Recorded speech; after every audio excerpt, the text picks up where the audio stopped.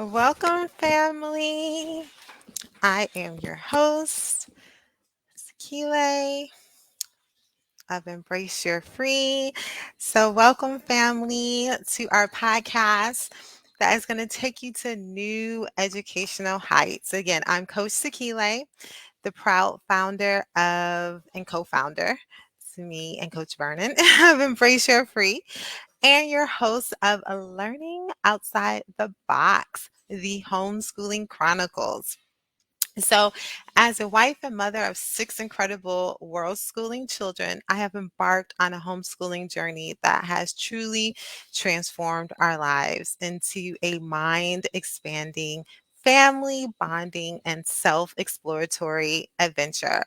And let me tell you, it's a journey, and I wouldn't trade it for the world. With over 2 decades of experience in homeschooling, I have had the privilege of assisting over 7,000 families on their homeschooling and world schooling paths through coaching, consulting, workshops, and more. So, additionally, I operate this vibrant and empowering Black Homeschoolers Unite Facebook group where we unite and uplift Black families on their homeschooling journey. So today, I am thrilled to present to you again Learning Outside the Box, the Homeschooling Chronicles. So if you are a Black family who's curious about homeschooling, or simply wants to learn from experienced homeschoolers who have done amazing things, then you've come to the right place. So, at Learning Outside the Box, the Homeschool Chronicles, we celebrate the diversity and creativity of Black homeschoolers. We showcase a variety of different stories from homeschooling families who have found their unique path to success. Because, let's face it, homeschooling is about learning outside the box. There's no one size fits all approach to educating your children. So, through our interviews and conversations, we aim to answer your burning questions about homeschooling and provide you with an inspirational ideas to make your own homeschooling journey a success. So, join us on this exciting adventure as we explore the world of Black homeschooling. One story at a time. Together, we'll learn and grow and discover the endless possibilities of homeschooling outside the box. So, without further ado, let's embark on this thrilling homeschooling voyage of learning outside the box, the Homeschooling Chronicle. So, let's get ready to challenge the status quo, expand your horizons, and embrace the endless possibilities of homeschooling outside the box. So, it's my absolute pleasure to introduce our esteemed guest, Rachel. Rachel is not only a devoted wife and mother of five, but she has also embraced the concept of free schooling for the past 8 years. So, as a visionary founder of the Cool Nerds, an Afrocentric homeschool tutorial and consulting program, Rachel has been instrumental in assisting numerous families on their journey to educational freedom. Her passion for empowering children through homeschooling educational approach is truly inspiring, and we are honored to have her share her invaluable insights with us. So, please join us in welcoming Rachel. Welcome. I'm so happy to have you. Good morning. Thank you for having me. Yes, absolutely. So tell us a little bit about your free schooling experience. Like, how did it begin? What really motivated you to begin this journey? So I have, well, first I want to say good morning and thank you for having me on your show. Um, Absolutely. as I told you before, you are definitely inspirational yourself. So thank you for providing this platform where just more like minds can get together, and the more the merrier, but the powerful we are as we continue to unite. So thank you for having this platform so like minded people can find each other. Absolutely. So my journey started. I actually have been an educator my whole life. I'm a big sister, a big cousin. So of course I was always put in charge of everybody and everything. And I tried to take my little job serious. I was a serious little child. I read a lot and everything. So I kind of ran from teaching. I wanted to be a teacher, but eventually, of course, the path found me. So I ended up as a public school teacher. I love the kids. I love the experience. I was teaching high school. And my own children, I had already taught them so much at home all along the way. And they had actually been begging me to homeschool them. And I was like, well, I think homeschoolers are weird and I ain't going to make no money. And of course, I had bought into the myth because we just didn't know any better. So I as I continued with my public school experience, I started to recognize that the kids couldn't read. They weren't writing well. They couldn't do a lot of things that I thought the kids were supposed to be able to do.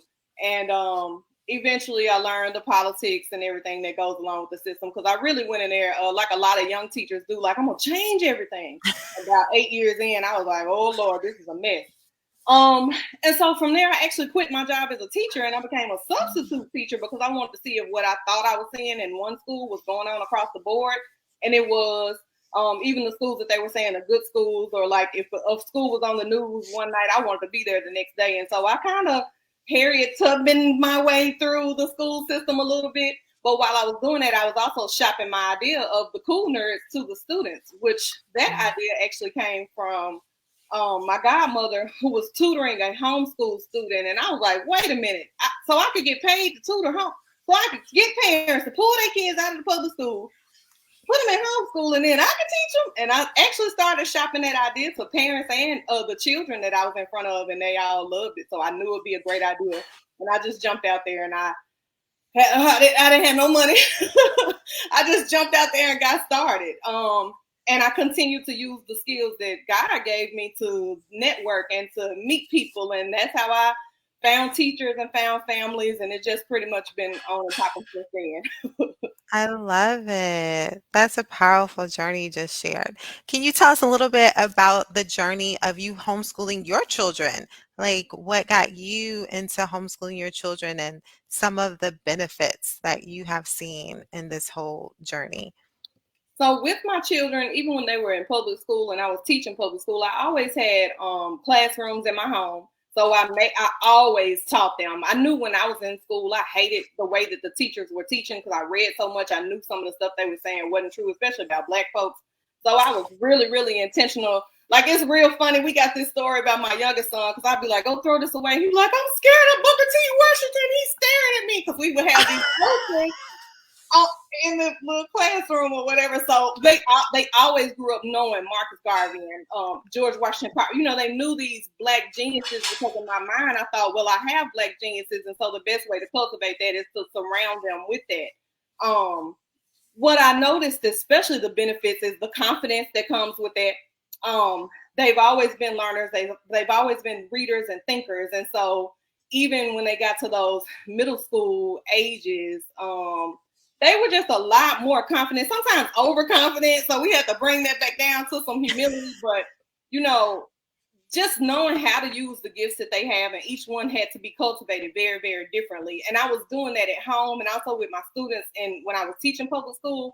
And so it was kind of, for me, it was a bit of a natural transition when I started doing it with homeschooling. Because when I started actually homeschooling them is when I actually started the Cool Nerd. So I literally created a program for Black geniuses around my own children, which eventually turned into other people's children coming into that environment and being cultivated and developed and pushed in the same way that I push my children. I don't let them slack. I let them have a good time, but I don't let them slack. I don't let them make excuses for themselves. I don't let them. The parents have to be heavily involved because they're not my children, but you know, they have to have that discipline because we don't do state testing. And so the students, the young people are the only way that I can prove that this work is actually being done. And you do see it in their confidence. You see it in the way that they ask questions, in the way that they communicate, in the way that they, in the way that they are able to even build their own businesses. And so it's just been a very beautiful journey across the board. I love that. All of just what you shared. And I love how you were saying how you basically individualize the education for each one of your child depending on what their needs were. Is that correlated with your homeschool style free schooling? Can you tell me a little bit about that and how that came about? There are some core things that young people definitely need, that we all need in order to think well. So reading is that is for sure. Even listening to good music, listening to the different sounds that come through music, being able to identify, I don't know, some people call them vibrations, but definitely sounds and things that motivate you internally and spiritually. But from there, they begin to open up, and then they start asking questions, and it's the questions and or a child may say, I've never been to the beach, and that's how I go, oh well, let's go to the beach. And so I keep my homeschooling group. I have 5 children. I homeschool 4 of them. My students, though, even in that group, we only take 12 students maximum. And so within that group, when they start asking questions, is how I kind of determine, okay, well, let's do this or let's do that. And maybe somebody else didn't say, oh, I want to go ride horses. But once they get out there, they're like, dang, this is really cool. And so this year was funny. Well, a lot of it is funny. But for instance, this year we had a young lady who came by who trained snakes. And I was like, okay, some of y'all didn't want to go shoot guns, but you got a snake wrapped around your arm and on top of your head. So it's a lot of it is just exposure, because you never know what's going to pull something out of these children. And so as long as they keep being exposed, you keep it exciting. They're learning, they're asking those questions. And that's kind of how I gauge how I build or create, because sometimes people stress, especially in the homeschooling world, what curriculum you gonna use, and it's like, we say let the children be the guide, and it's not just listen to the kids and let the kids run it. That's not what we mean. What we mean is build a relationship with them, be open and willing to learn with them, because we don't know it all either. Even though I used to be a teacher, sometimes teachers are honestly the hardest ones. College educated teachers are the ones that the professionals are the hardest ones to work with in the homeschooling world, because they come with this, oh, I got to do this and I have to do that and I have to follow this, and you don't have to follow it. And even in public school, they never even get to the end of half of that stuff. They make them lesson plans and don't even get them. So I'm like, you have to be able to create in the moment and trust that creativity. And so in our program, I do talk a lot about God, and I use that as a way to help to build that confidence, because our version of education is, if God created you in his image, then you are a creator, and it is your job to tap into that creativity and create and have dominion and authority on this earth, which is what God gave us the ability to do, as opposed to the other narrative that's being taught, especially to our children, that they're the minority. Our history is in slavery, and we got all this trauma. And I'm like, that's cool, but we're the survivors of we're the ancestors, the descendants of survivors. So we got way more in us than just trauma. And I like to make sure I keep that at the forefront of their thinking. Absolutely. That's really powerful. And that goes aligned with the philosophy that you shared, that everything is education and the world is a classroom. So it sounds like it's a very child-led type of education, the free schooling, but it's very intentional at the same time. You're seeing what the children are interested, they ask the questions and you dive deeper and see where it takes them. So that is really, really powerful. And I want to add that part about free schooling. One thing I uncovered when I started homeschooling, I always considered myself an out the box. I never thought it was a box. I never even thought about a box of boundaries or anything like that. So I always consider myself to be free. And so I would just do things my own way.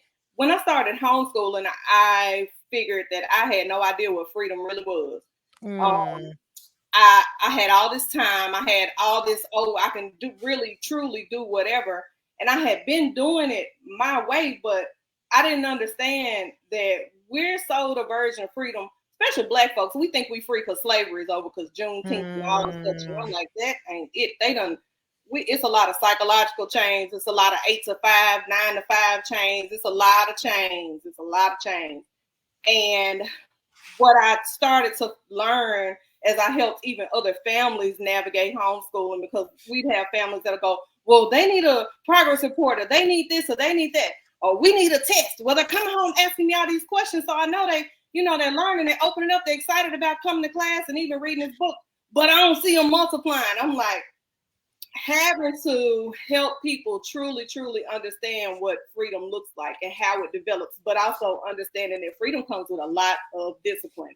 Just because we're free doesn't mean that I'm free to tread upon it, anything other than what God gave me to do. And it does require that I discipline myself. Like the word says, a man without discipline is like a city without walls, and you don't want to be that guy. You just don't want to be that guy.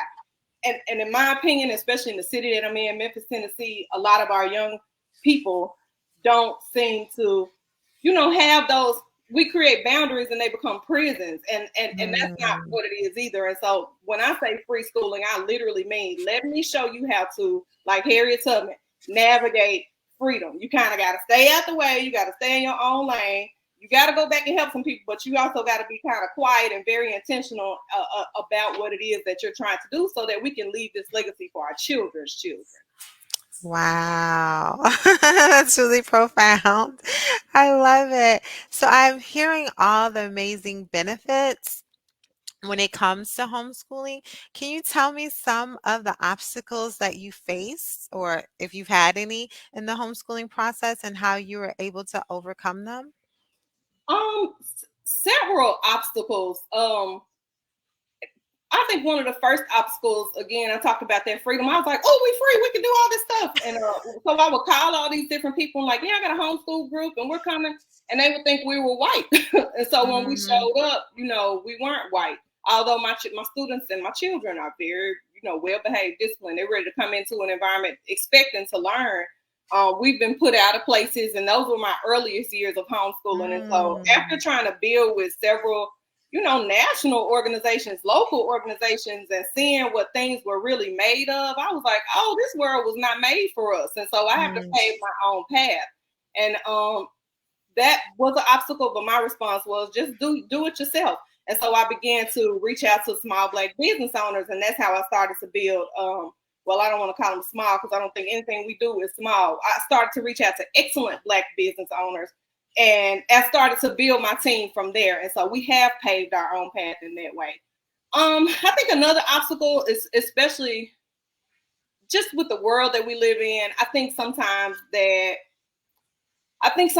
we believe that homeschooling will protect us from homeschooling our children protects them from the influences of the world, and that's not true.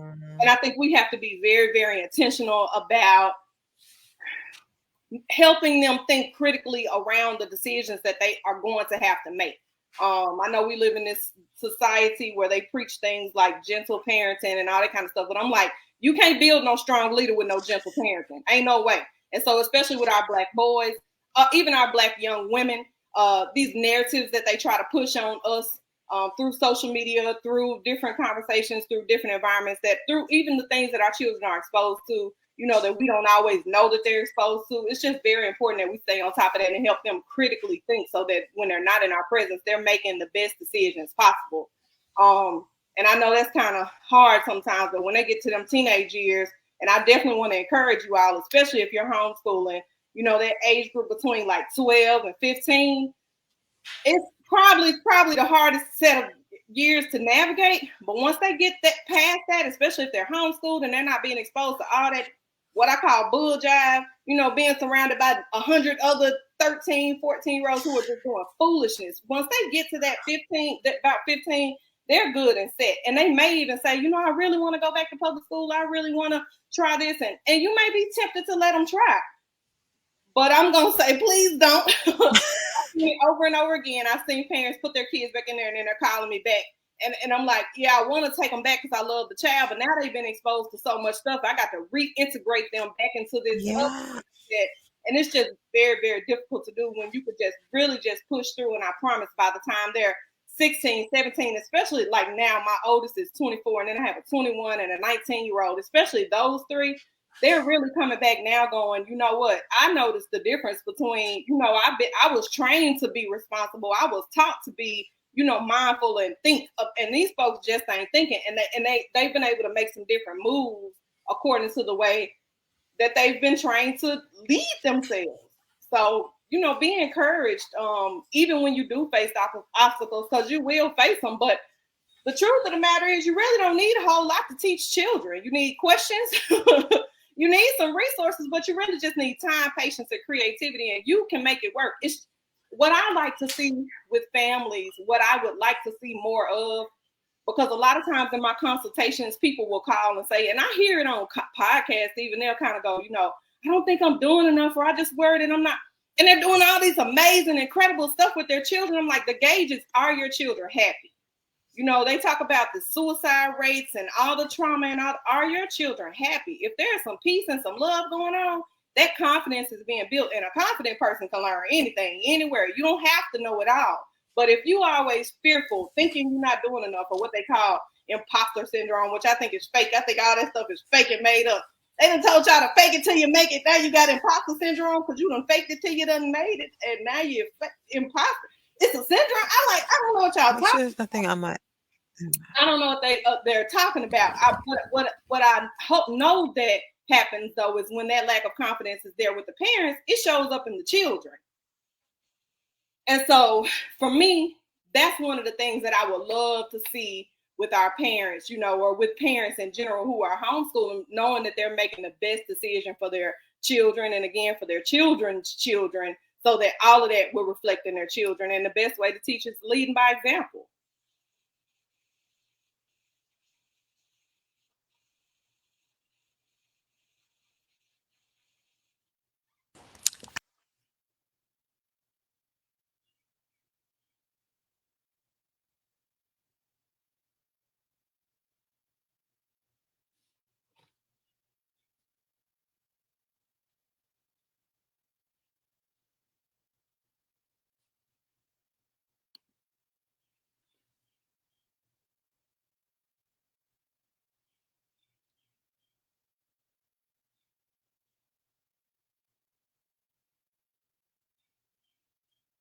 Alrighty, y'all. I'm not sure if I'm still on here.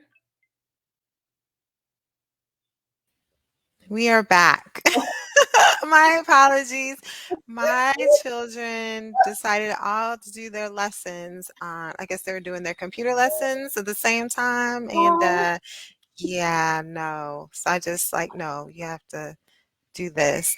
But we had some amazing, sorry, we're in Mexico, so sometimes our Wi-Fi is a little staticky. Hopefully it will speed up.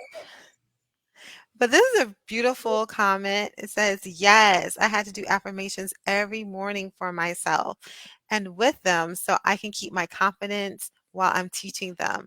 Sometimes I do feel I can do more, but they show me every day that what I'm teaching them is working.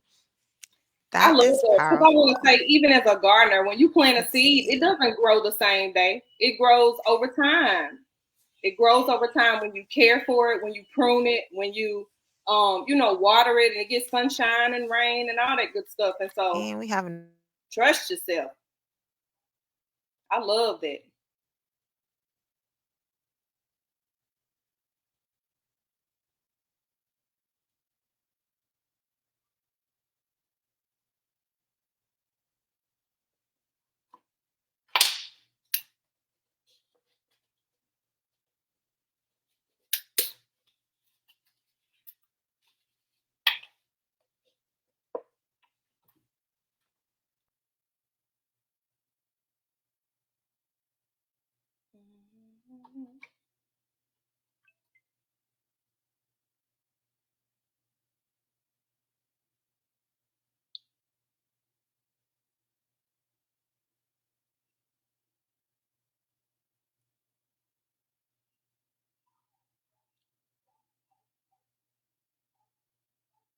okay. I am back. I switched to another Wi-Fi. So Okay. thank you for your patience. We're gonna figure out for next time because but some will comment, I am here and I hear what you're saying. I agree with leading by example. That is really powerful because children, they very much do not necessarily what you say. I know So that's leading by example is so key. And as someone new to the group, can you guys please help me understand how I begin? Okay, we can get into that. Um, let's see. So, do you have any advice for discipline techniques? I have a positive affirmation workbook that has tracing, so I've been having them do that. Do you have any insight into that, I'm gonna Rachel? say, whoop them. I'm just playing. But for real, No. nah, but for real though, because some kids actually need that. I know it helped me. I'm thankful that my dad had got me a couple of times throughout my life because I needed it. But seriously, I think the best discipline tool is a chore chart. When I meet Mm. children, a lot of times they're in middle school, high school, and they're just like chunking stuff all over the place. They all, especially boys, man, they just don't have no kind of. And you know, boys a little bit different than girls anyway. But that's when you have to be, you have to be real intentional about making sure they have responsibilities in the home. But with the chore chart, and I always say this, with a chore chart, one, they're reading, they're waking up every day, and you like, don't do no homework, don't turn on no devices, don't until this is done.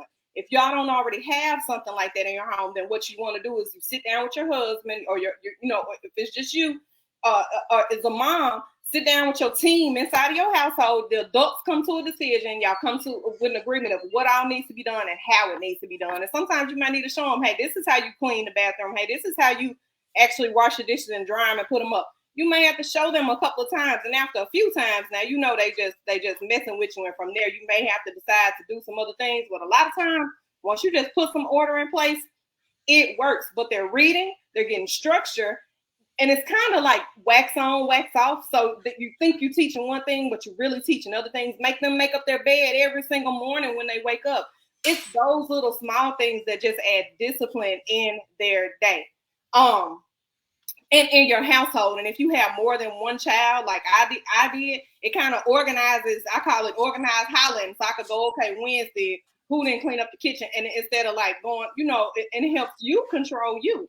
The best way to teach discipline is making sure that you are disciplined, because as you just stated, the kids really don't do what you do. They do what you say. I'm sorry, excuse me. They don't do what you say. They do what they see you doing. And so when they see you, getting up, doing stuff even when you're tired, or putting in your best effort, they are some of those things they're going to naturally pick up. As far as other ways to discipline, I guess it just depends on what's going on with you and your child and your family. But I want to say just adding little small things that are orderly in your home will bring a lot of peace and a lot of order, and it may help y'all get started. I do like started with your day. I do like affirmations a lot. I tend to try to use them around, like I saw the young lady, the young person ask about the 1-year-old. I would have that 1-year-old every day saying, if it's a boy, I'm a strong black king, and then and it's a short sentence. I would put each word on a flashcard and, have him read that to himself every day, put it on a mirror or something like that. But guess what? He's reading. Over time, he'll be spelling those words. He doesn't know that he's reading, but it's small little things like that that'll cause him to pick him or her to pick up on cues. But he's also speaking very positively about himself. Prayer is also really, really good. Family conversations, all of that stuff is discipline. I'm gonna tell y'all something else. Getting your children to stand in a mirror and look at themselves really, really well. Looking at themselves, and even my kids now, who the 19-year-old, I'll stand her in the mirror today, like, look at yourself and tell me how you. But and she'd be like, and I don't really have to say too much because I'm making her deal with her. And so, start at a very young age, helping them to be accountable for their own actions. And that way, when they get older, like one of the other young ladies said, sometimes you do think you're not teaching them enough, but over time they'll show it. And those larger lessons will show too, as long as you planting those little seeds and continuing to water them. And I building love friends that. to keep people around, because I need people. Y'all know some of these teenagers, like, she tell everybody my business. I'm sure wills. Because I need some help. Somebody help me. Help.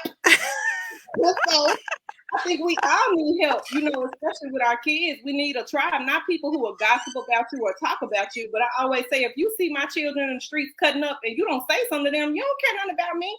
So We do need a Absolutely. trial because sometimes what we're saying, we may all be saying the same thing, but coach, you may say something to my children that I've been saying, but they're like, "Oh, she said," like wherever it come from, let the tribe do what the tribe is supposed to do. I agree. I love it. So, can you, like, since you've been doing this for 8 years and you're an educator at heart from the get go, can you tell us one thing, like a person that may be interested in starting their homeschooling journey? Like, what is like one tip or some advice on getting started in this homeschooling journey? Deschool. I would say that's probably the most important thing, to deschool, to break yourself out of the patterns of what you think school is supposed to be. Please don't quit school and come home and try to turn your home into a school. Please make sure that you remember that home, family, school, training, it is all the same thing. Um, when you learn how to combine those things, I think it all makes things easier. I think before we even get into the educational piece, sometimes we do need to, there may need to be some counseling, may be some therapy, there may need to be, we just all need to come to the table and have a very honest and open conversation. Somebody may need to, a parent may even need to apologize to their children so that we can create an environment of peace and love before we get started. Nobody can learn anything, nobody can teach anything until there's some peace in the home. And so I would definitely start there. Um, Depending on your state, do need to know your state laws. And I do have a guide on my website, thecoolnerds.org, where it'll take you step by step to how to homeschool. It's specifically for the state of Tennessee, but you can apply it to any state. But definitely know your state laws so you can know what you're doing, what you're allowed to do.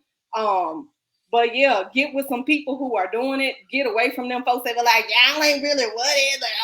Oh, if that's what, please don't hang around them kind of people. Just go ahead and don't even, kind of put them off to the side, because they will come. I get naysayers all the time. Y'all, I got people telling me, you ain't really teaching them kids because they too happy. They couldn't be learning nothing. Oh my God. All right. Okay. So Wow. with that being Wow. So you're said, supposed to be miserable if you're learning. That's baby, amazing.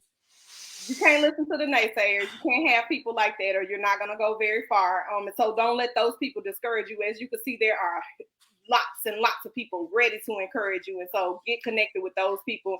And like I said, deschool, deschool, deschool. There are so many articles. Read them, study them, watch the videos. Jay Weatherington, teacher Jay, does some amazing interviews about deschooling. But and don't compare yourself to other people. I promise you, y'all gonna meet some homeschoolers like, Coach, I'm like, she traveling the world with her kids. So, and you know what? When I first found out about you, I was like, wow, how can I travel with my kids? And I was like, duh, Rachel, you're traveling with your kids. Like, stop it, and other people's kids too. Don't compare yourself to other people, because all of us have our lane. So you find yours, and then the lane that you can't, like math. I don't do math. I ain't my thing. But I meet people along the way. Like our math teacher loves math, and she translates that over to the students very well because she loves it. And so relax, give yourself some grace. All of the right people are going to come along. Be very intentional about building your tribe. Vet your tribe, because y'all know some of these folks ain't worth a dime. Some of these people, I'm coach so and so, and they'll take all your money and ain't gonna do nothing for you. So make sure you vet the people. And I don't know. Shoot, just do it. That's what I'm saying. Just do it. Everything that you're doing is going to be much better than what is happening in the public school setting. Absolutely. So you spoke on this question a little bit, but someone wanted to know a little bit more details on free schooling and due to their state laws, but you did share a website. Should did you want to speak on this a little bit more Mm-hmm. about some states don't allow for free schooling due to its laws? Besides moving, how do you suggest these parents free school? I'm gonna say move. I am. I mean, so first I'm gonna say, I know financially, and I know for family reasons and all that other kind of stuff. But seriously, I was saying this yesterday, that I think that in a lot of ways we're subjecting ourselves to slavery in other modes, and we don't always think about it like that. And so please think about it like that, because it's true. But the other piece is, they're your kids. They're at your house. You do what you want to do with your kids in your house, and so if you have, for instance, because even the states that don't allow for that, they may have more of a strict structure that you have to follow. If you're gonna homeschool, okay, follow it, but then in your own time, do your own thing, because it's still in your, and do it your own way, and do it with confidence. And then sometimes you can do it and knock that out, and then get on to your own thing. So I guess I would need to know exactly what stricter states require, but I would do it, and then I would do my own thing. And just an example of that, when I was teaching public school, they had their own stuff that you were supposed to follow. And I remember, like, that's stupid, I ain't doing that. So I just closed my door. And that was literally how I built my relationships with my students, which has been very meaningful for me, because now I'm a doula. And like a lot of my former high school students I've actually delivered babies of former high school students at this point. One baby ain't been caught. So free schooling is just something I made up. It's kind of sort of, it's just free. It's just the world is your classroom. It's just like this podcast is called Learning Outside the Boxes, using everything for education.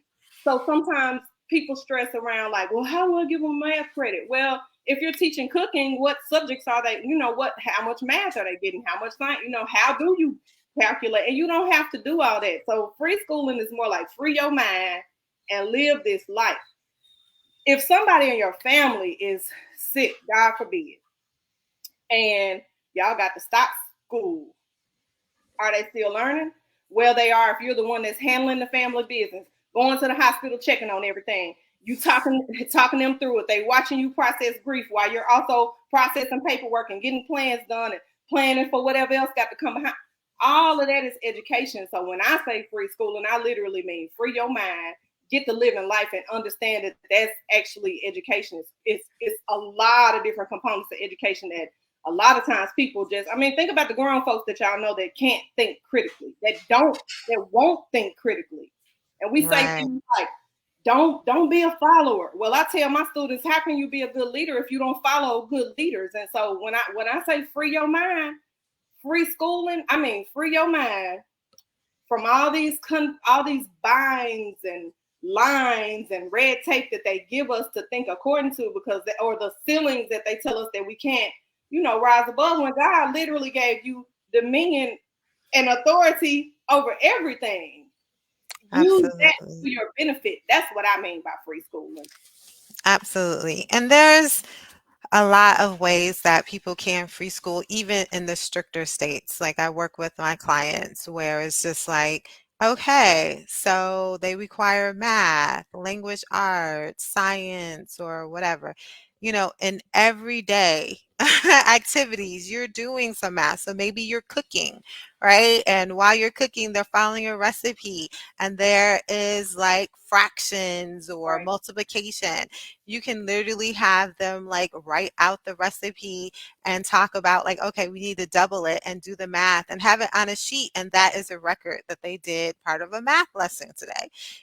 When they're going on to museum and there's some science experiment, you have them write about what they saw in science, just so that you can keep records. So everything, like you were saying with free schooling, everything is education. So your child, you can record them having a conversation about they went to an exhibit, a reenactment of some historical event, and you can record your child speaking about it, and you can transcribe it, and that's just like, okay, this was our history lesson and here's them talking about it. So there's many ways for you to still follow the rules and still unschool, free school, or do those types of schooling. So I just wanted to add that. Yeah, because I love that, because even within our model, like if with the snake lady that came, and they had to write about that experience and how it helped them face that. Well, I just tell them to journal about the experience, and they've turned it into the rating people. So they'll be like, I give it a 10 out of 10 because what that's language arts. It is. And so they had that whole experience, and then they write about it. Or like at the end of the year, we had a couple of commenters tell me, y'all kids ain't doing nothing but painting rocks. But what we did was we went around the city and we collected rocks. And then I had them paint these vibrant, they could paint with it. I told them to make them Black Power rocks. Y'all, these kids turned the rocks into all kinds of stuff. But we took them back and hid them around the city. And they had these little inspiring pictures and messages on them, but we put them all around Black-owned businesses because we was like, let's empower some Black folks. So it was more than just painting rocks. It was actually, we took some of the rocks back to some of the places we stole the rocks from. So, it was just a cool little way of giving back, but also making them pay attention to some of the smaller things, because it was then when some of them started to notice that people was actually sleeping under the expressway. So we're looking for places to hide rocks, but they're, and so again, there is structure to freedom, but it's not a rigidity or reimagined structure that someone else has given you. It is what you create for your home, your young people that you're working with, include your children, that is going to cultivate that genius that is inside of them. I love that. And we have another comment. So, the family was saying, so yes, similar to unschooling, I assume the best way to accommodate more restricted states is to assign subjects to what you're already doing. Cooking is chemistry. Grocery shopping includes math and financial budgeting. Exactly. And then a lot of times you just do records That's of right. the work that they did. That's right. Yes. And then it says, learn the laws of the states you're in first. I recommend reading up. She's so young, you can simply allow her to play and allow her natural curiosity to guide on how you want to homeschool. There's so many ways and a lot of resources. So people are feeding off of what you are and helping each Helping each other. So other. this is amazing. So, yes, with free schooling or unschooling, it shows them that there is education in everything. Yes, Powerful. indeed. Yes. And so let's get back onto you. Can you tell us a little bit how you're able to balance homeschooling, work, life? How are you able to do it all? We want to know with 5 Oh children. boy. I just do it. I don't know. Now that my children have actually phased out of the program, I'm still pretty much everybody's secretary, and I just do it. For about 7 years we were doing the school out of my home, and then we got a building this year so we could do a little bit more work. Now we moved back out of the building. And I'm back. You know how everybody else like, I'm outside. I'm like, I'm back inside, and I'm so happy about it. And so I just do it. We just wake up and we just do what we gotta get done. Because I'm married, I gotta spend time with my husband. He's a huge supporter of everything that I do. Because he knows that it's helping so many people. We love marriages, so we get a lot of calls trying to help people, stay together. Because we think that's probably the most important facet of developing our children. We just do it. I don't really have a method. And when I get tired, guess what? I go to sleep. So I don't go so hard. I do. I go to bed at night and I do a lot of reading. I do a lot of what I enjoy doing. But I just get it done. I don't really have a balance to it. I say I do have people praying for me. I have a strong praying family. One side of my family, we get on a prayer call every single night. It was they had been doing that so long, and I didn't even know until about a year ago. And I'm just like, dang, I can't believe people been praying for me like this, and I had no idea that was even going on. And so I strongly recommend, having some folks that can even pull your coattail or pray for you, or even say, hey, you may be doing this a little bit too much. And so always having that balance of being able to listen to wisdom is helpful for me. The rest of it, though, I just get it done. And I don't mind getting it done. And I want to say this too about my own children. My oldest children have, because they've been cultivated the way they have been, and it's been some difficult years. But now I'm in them years where they're like taking over certain things financially, saying, hey, you don't have to worry about this. You don't have to worry about that. Or like we're moving, we're actually relocating to Houston. So my services are available online, but in person in Houston. In the future, because it's been in Memphis this whole time, but there's just so much that they've been taking off our plate, because they're doing us like we did them. Like, hey, I know you want to do this, so let me do this part. And that's just been amazing. I'm like, wow, I didn't realize we were literally cultivating help for ourselves in the future. So this has been a really beautiful journey. Wow. So when it comes to like the free school and the whole freedom and just kind of going with the flow, it still it carries over into your routine in life, and you make sure that you take care of yourself and are well Mhm. rested. I love that. Mhm. Okay, let's see. We have a couple more questions. Can you tell us a little bit more about like your services and how people can get in contact with you, or anything you want to share about your business? I know you've been sharing how you're moving to Houston, but is there anything else you would like to share? Just that we do have so I've been doing middle and high school students, teaching middle and high school homeschool students for the last 8 years. Now we're transitioning online. So it is open and available. The way that you would get in contact with me is through our website. And we do interview our families and our children. We definitely want to make sure we're a good fit for you and that you're a good fit for us. But you also may find that you don't need us at all. You might find that you're already doing it, and I just want to encourage you in that space. And so you can schedule a consultation, and that's how we'll get started from there. So you can definitely do that online. I also offer training for parents and teachers who are interested in starting their own programs, because we have been really successful, especially. And one of the things I'm most proud of is that I don't have grants, I don't have government funding, I don't have anybody funding me except our tuition. Oops. Sorry about Oh, that. okay. And actually from homeschooling too, I actually have grown as a person in the way that I became a birth worker, Wow. herbalist, a gardener. And so I use my other little skills to sustain what we do, as well as my husband backs me 100%, 100,000%. But I'm very proud that we've been able to build a successful business. What they say, getting it out the mud. And so I definitely want to show others how they can do that, because it did allow for me to build richer relationships with my own children. Um, and so, yeah, with my consultations, I also do home visits, because I also have been meeting people lately who have their own, like maybe like a daycare, but they've been trying to figure out how to incorporate homeschooling into that. And they're kind of already doing it. And so just coming by to do those home visits to show them how to merge all those ideas together. And so I just do a combination of all of that. There's a free guide on our website. And so I know I'm saying free schooling and those kind of words, unschooling, but that doesn't mean that the children don't have, or that they don't have transcripts. Even, they don't have, English, math, because everything is definitely on paper, organized in a manner that they can still get transcripts. They're still going to college if they so choose to, because we definitely have young geniuses, and I have a few myself that didn't want to go to college. And I'm like, well, what you gonna do? And they like, well, I don't know, but I'm gonna figure it out, and it ain't gonna cost me $120,000 worth of debt. And I'm like, oh, you have been listening. And so, but even that can be, I want to say a little, I don't want to say scary, but uncertain, even for the most free thinking of us people, because we are in this system. But there are so many ways to navigate these paths of life. And I definitely help families do that as well, and have been pretty successful with that across the board. So, yeah, I would love to meet up with you. I'll talk with you if you need me, encourage you if you need that. Well, yeah. I love that.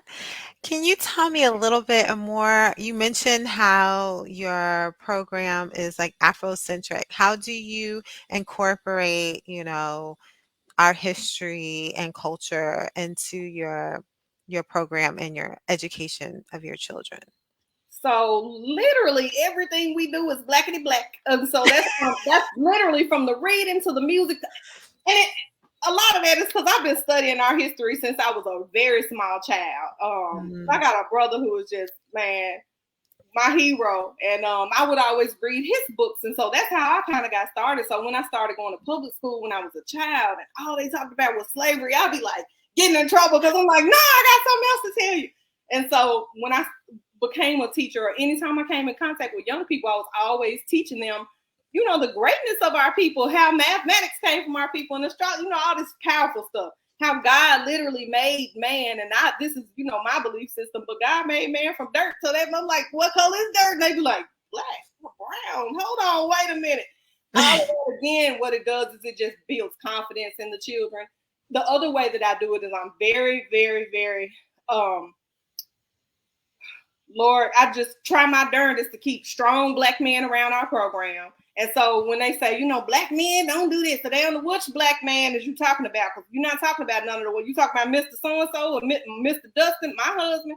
And it's always like, no. And I'm like always trying to put black men in them to help them push back this narrative, as well as black business owners. Most of our teachers are black business owners and have been since I started my program. So like our first gardener was a principal who always wanted to be a farmer, and she's pretty much been with us the whole time. So she was our farming teacher, but she runs an excellent business. She's actually over the black farmers in this area. So what has happened is, because they are running an excellent business, on our end, our students who want to be entrepreneurs, they can build from those excellent examples. And then when people say, well, black, that's why I don't shop with black folks, because black people, like, which black people? And then they get that chance to push back. And so I'm always creating a narrative for them to push back on the agendas that are aimed towards our children, even towards our mindset, not just our children, even with the doula work, the birth work. Learning that black women are suffering the way that they are in hospitals, black babies are dying.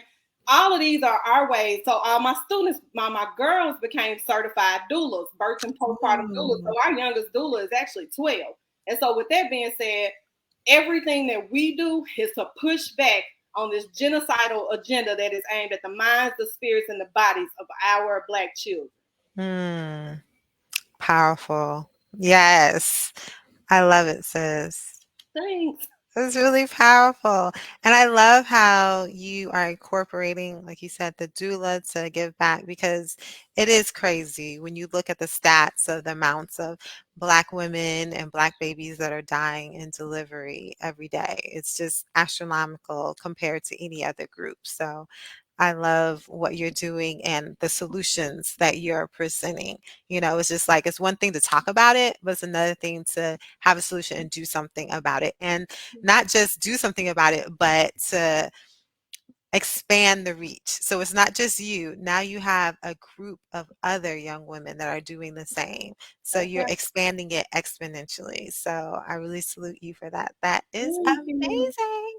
So I have one more question when it comes to free schooling. You talked about, some of your children went off the track of college and some of your children did go on the college track. So when it comes to like the college track, there's certain courses that you need to take, or certain expertise, math, science. So if there are like subjects like higher level maths or higher level sciences that your children needed to learn, how would you address that in the free schooling approach? I reach out to the community. So first of all of my students, I make sure that even if they say they don't want to go to college, I make sure that their transcripts read. And so all of our students are enrolled in what you call an umbrella program. And so they have a grade reporting, attendance reporting agency that we report all of their stuff to. So everything is legit and, professional, and all of that stuff gets sent to all these colleges. If there's something that they need, I usually either try to get the parents to do it themselves, because our program is actually only 3 days a week. So everything we accomplish, we literally are doing it in 3 days a week. Okay. So with that being said, if it's something the parents can't do, you got programs like OutSchool who have live teachers, a lot of free programs like Udemy. Well, Udemy is not always free, but you got Udemy, you got Khan, you have, I can't think of this other, Sailor University. You have all these programs that are online that are free. Or you can get creative. Do you know a meteorologist in your family? Do you know a psychologist in your family, or in your tribe? So that's, again, where your tribe is going to come in, and where it's going to be very important that you have people that you can pull from. And a lot of times, people are willing to pour into teenagers if you just ask them. And so I just ask. But again, it depends on what the children are interested in and what they like. Because even if I ask them, and if the child gets there and they're super bored, I'm probably going to find somewhere else, because I feel like they're not going to get everything that they need if you just, I don't need you to be Barney to be a teacher. I just need you to I need to make sure that they're asking questions and developing in that area the way that it needs to be cultivated. And so get creative. Use the people in your neighborhood. Like Mr. Rogers said, it's the people in the neighborhood that makes it work. You can use college students. I've reached back to I've actually hired some of my former students, for instance, Spanish. I don't teach Spanish. I don't speak Spanish, but I've had Spanish-speaking students that I taught in high school. I've had a Spanish teacher who was from Peru. and they would go to our house and they were learning culture along with the language. Get creative in the way that you add educational components to your program. Powerful. I love it. You dropped so many gems. So we are about to wrap up. So is there any final words or anything you want to share with our amazing Black homeschoolers or soon to be homeschoolers? I just want to say, just do it. Just do it. It'll make a big difference in your children's lives. Ask for help. Don't feel like you have to know everything. I clearly don't know everything. None of us do, which is again why you need your tribe. You need to vet your tribe though, and you need to vet yourself. You need to know if you call a service like me, for instance, you got to put in the work too. I'm gonna put in the work, but you got to put in the work too. So vet yourself. Ask yourself, are you willing, to hold yourself accountable? Are you willing to deal with your children truthfully and honestly? And yeah, you are gonna have your kids all day, every day. That's what homeschooling really is. But that's training. And this ground called parenting, you know what I'm saying? The ages of 0 to 18 is probably the shortest period, and that childhood era is the shortest. But the rest of it is adulthood. So they need that. They need you. And they're gonna need you later on, but they need you during those foundational years to build them up so that they can be trained, guided, and their steps are ordered for them to be the best leaders that they can be, because that's what we need as a people. That's what we have to do as a people, to what they say, pull ourselves up by our bootstraps, because every time we pull ourselves up, they got something else to knock us back down. But if we pulling up ourselves, the children in our neighborhoods, the children in our communities, because I feel like that's our responsibility too, mainly because the Yes. schools aren't doing it. A lot of times the churches aren't doing it. A lot of parents ain't doing it. But our children are going to go out here and pick one of them jokers to marry. So we do have to be very intentional about doing that. We can't do it fearfully. We have to do it boldly. And we just got to get up and just get it done. So, if you get hurt along the way or somebody, all right, forgive them and keep it moving. Don't fool with them no more, but stay open, stay vulnerable, keep building, keep doing it with strength, keep doing it with creativity, keep doing it with God, and it's going to work out. Powerful. Oh my God. So thank you so much for having us. Again, if you have any questions, please reach out to Rachel at info. It's on the bottom, info at thecoolnerds.com, and check out her website, www.thecoolnerds.org. And thank you again so much Oh, for thank you for having joining me. us and sharing all your wisdom. You've helped so many families out here. We got thank yous, we got all kind of positive feedback. I'm sure you're going to go back and read. That's just going to make your heart soar because Oh, you just gave so much. So thank you so much. And I look forward to connecting with you in the future. thank And I'm sure you. a Me lot of people too. will be reaching out to you also. All right, I look forward to it, you all. And thank you again for having me. Yes.